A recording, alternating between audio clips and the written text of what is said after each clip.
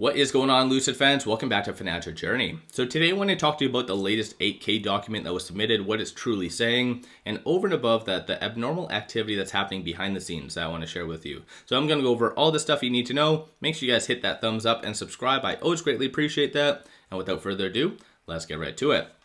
So as you can see right here, February the 6th, there was a new 8K document submitted. And in that 8K document, it does say that they really tried to persuade the courts to expedite it. And of course, it was granted. So they have a court date on February the 20th, 2023 at 10 a.m. And of course, in here, it also includes the whole court document, which is very lengthy. I did skim through it. And I think at the end of the day, there is some problems that did technically arise from that. And in case you guys don't know what did happen, on February the 1st, there was another 8K document submitted on basically where they say back on July 22nd and 23rd of 2021, so while it was still under cciv, there was a vote to raise the Class A shares from, looks like 400 million to 15 billion. And they did a vote, but unfortunately they included both Class A and B, whereas they should have only included Class A. So here lies the problem. Potentially, behind the scenes, this is a very big domino effect that does affect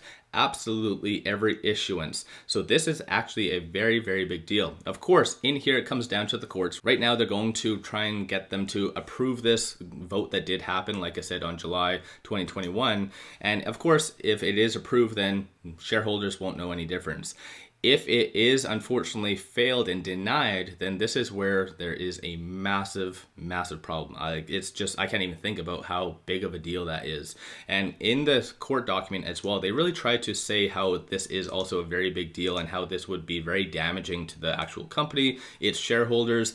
And my only problem with this document is technically in here, their whole defense is essentially that no shareholders have really come forward to really bring up this as a issue, which of course I think is completely wrong. It doesn't even acknowledge the fact of their ignorance towards the act or anything like that. It's just saying like no shareholders came forward, so in their eyes everything's fine. So that doesn't make sense to me, and hopefully the court does approve this, because if not, then like I said, this is going to be a very, very big deal, because in this court document it's very, very detailed. And in case you guys haven't really looked at court documents, they try and break down every single aspect, because the court needs to know everything, right? And they need to know technically how many shares was issued, the mentality, why they did this, whatever reason. So in this document, it goes over everything. So potentially there might be some other underlying things in here that I haven't caught on to that is a very big red flag. But like I said, I think my point is just that they have a very poor defense.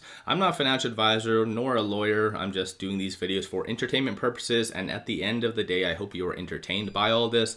But as of right now, currently down 6.61%. And like I mentioned as well, there is some abnormal activity that is happening. And you can tell that based on this as well. So a lot of shorts as based on the volume right here. This is all the options activity. It does look like either institutions or shorts are in fact hedging. So again, that might be a good thing, bad thing, depending on how you see that.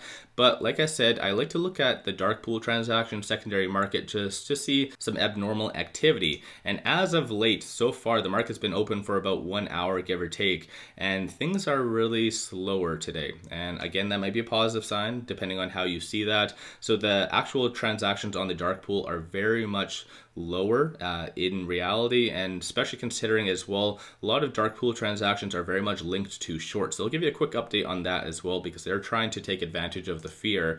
And as of right now, this is the secondary market, so where typical transactions do occur. So again, this is a lot more less transactions, and even of these, majority are sales. So clearly a lot of institutions just woke up on the wrong side of the bed wanting to sell Lucid. And in my opinion, based on my last couple update videos, I was anticipating a little bit more of a pullback, because the technicals didn't really justify Lucid to stay around the $12 range in reality. So at the end of the day, it is consolidating a little bit. It is a little extreme if you ask me, but it might also be because of this court document. So a lot of different factors at play, but when it comes down to the technicals, it is resting on basically that 100-day moving average, which is at $11. So of course, I think it has that as a very good support. It could very much bounce off of that and trend higher, because like I said in my last update video, I do anticipate us to really be wedged between that 100-day moving average average and outside percentile of the Bollinger Band. So I think at the end of the day, it is what it is. Number of retail investors are getting out today, and you can tell that based on momentum.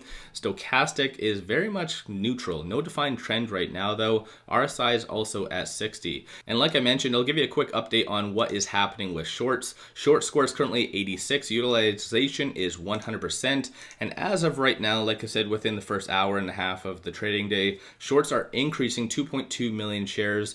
And so they're really trying to take advantage of the fear, in my own opinion, of course. And 150.42 million is the overall amount of shares being shorted. Cost to borrow average is 24.11, so that's kind of flat-ish. And 23.26% is the short interest percentage of the free float. So overall, a lot of fear when it comes down to Lucid, but I think there's a lot of different factors at play, especially the February 22nd is going to be their earnings, and potentially earnings that might be a very awkward earnings call if this is in fact failed and denied by the courts on the 20th. So that might be a very awkward kind of situation that does happen.